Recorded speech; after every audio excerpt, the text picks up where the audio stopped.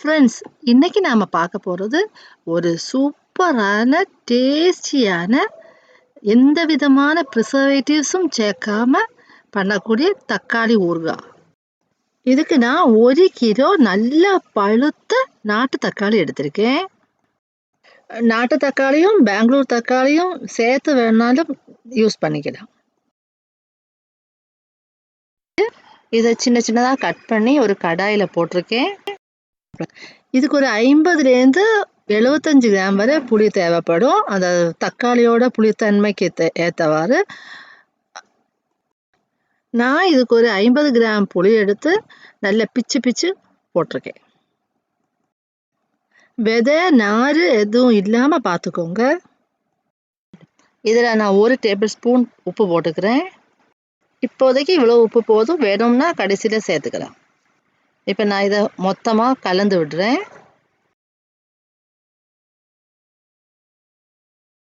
இப்போ நான் இதை வேக வைக்க போகிறேன்.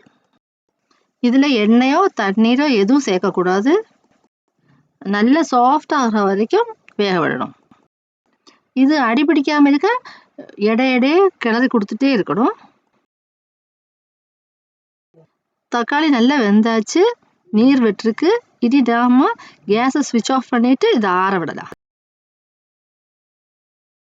அடுத்தது நம்ம கடாயை அடுப்பில் வச்சு 1 டீஸ்பூன் வெந்தயம், அது நல்ல பொன்னிறம் ஆகிற வரைக்கும் வறுத்து எடுத்துக்கணும்.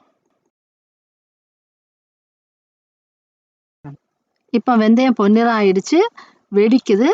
இப்போ நம்ம இதை வேற பாத்திரத்தை மாற்றிக்கலாம்.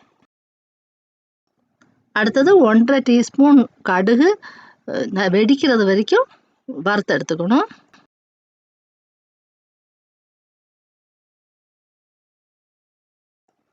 கடுகு நல்லா வெடிக்குது. இப்போ நம்ம வேற பாத்திரத்தில் மாற்றிக்கலாம்.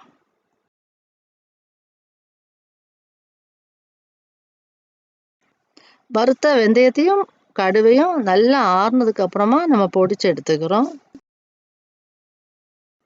வெந்தயம் கடுகும் நல்லா பொடிச்சு எடுத்தாச்சு.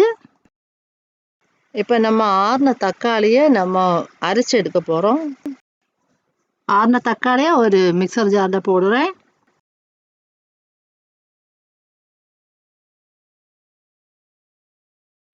நல்லா மை போல் அரைச்சி எடுத்தாச்சு. இப்போ நான் ஒரு கடாயில் 150 மில்லி நல்லெண்ணெய் ஊற்றுறேன். நல்லெண்ணெய் சூடாகட்டும். நல்லெண்ணெய் சூடானதுக்கு அப்புறமா அந்த அரைச்ச தக்காளி பேஸ்ட்டை இதில் கொட்டுறேன். தக்காளி பேஸ்ட்டை கொட்டும் போது கவனமாக கொட்டணும். நீங்கள் எண்ணெய் காய்ஞ்சதுக்கப்புறம் சுவிட்ச் ஆஃப் பண்ணிட்டு கூட அதை கொட்டலாம்.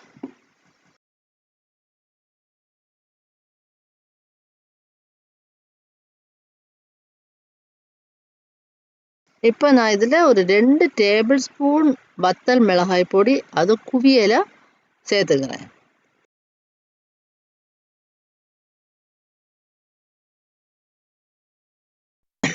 அரை டேபிள் ஸ்பூன் மஞ்சள் தூள் சேர்த்துக்கிறேன். 1 டீஸ்பூன் பெருங்காயத்தூள் சேர்த்துக்கிறேன். இப்போ ஸ்டவ் ஆன் பண்ணிக்கோங்க. இதை நல்லா கிளறி விட்டுறதுக்கு அப்புறமா தேவைப்பட்டால் உப்பு ஆட் பண்ணிக்கலாம். இது நல்ல எண்ணெய் பிரிஞ்சு வர்றது வரைக்கும் நம்ம இதை வேக விடணும். எடையே கிளறி விட்டுட்டு இருக்கணும், இல்லைன்னா அடி பிடிச்சிடும்.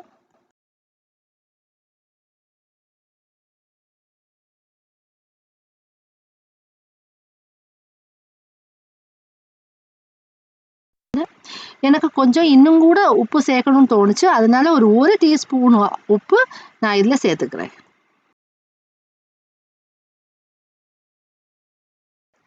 இப்போ நல்ல எண்ணெய் பிரிஞ்சு வந்தாச்சு.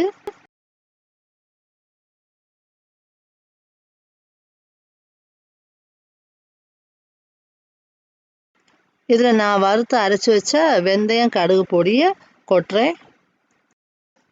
இதை நல்லா கிளறி விட்டுக்கோங்க. கிளறி விட்ட உடனே நம்ம சுவிட்ச் ஆஃப் பண்ணிக்கணும். பொடி சேர்த்ததுக்கு அப்புறமா ரொம்ப ஹீட் பண்ணக்கூடாது.